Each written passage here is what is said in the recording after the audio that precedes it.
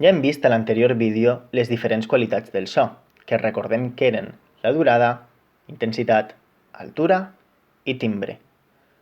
Partint d'aquestes, apareixen els elements necessaris per a construir qualsevol peça musical. Parlem, doncs, dels elements de la música. Pensem en una banda de rock. Quins instruments trobem habitualment? La bateria, les guitarres i les veus. Cadascun d'estos instruments s'encarrega d'un dels elements principals. En primer lloc, parlem de la bateria, que s'encarrega del ritme.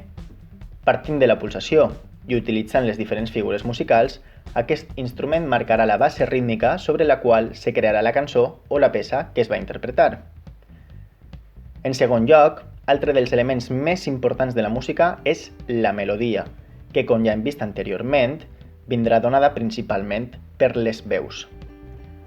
Podrem trobar diferents tipus, segons aquestes siguen agudes o greus, brillants o fosques, però totes elles tenen una cosa en comú.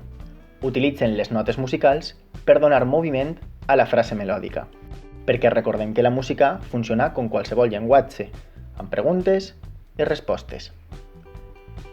Finalment, trobem les guitarres i els teclats elèctrics, que són els encarregats de les harmonies.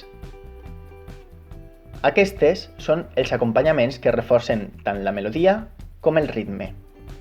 L'harmonia es forma mitjançant els acords, que és quan diferents notes sonen a la vegada.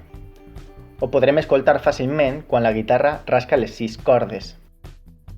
I de la mateixa manera que la melodia, també tracta de donar tensió o relaxació a la música segons la frase siga pregunta o resposta. Però si parlem de les harmonies, no podem oblidar un element fonamental, el baix. Un dels instruments més importants de qualsevol agrupació. S'encarrega de donar la base que unirà els 3 elements que hem vist anteriorment. Els exemples que hem anat mostrant són partitures reals de la cançó Hijos de la Tierra de Neil Moliner, on podem veure la funció principal de cada instrument i la seva relació amb els elements de la música. Per a qualsevol estil musical, ja siga actual com de qualsevol període de la història de la música, aquests elements són fonamentals, però podeu provar vosaltres mateixa. Hi ha diferents aplicacions online que ens permeten avui en dia crear les nostres pròpies composicions amb els diferents elements. I en veurem més sobre elles més endavant. Fins prompte!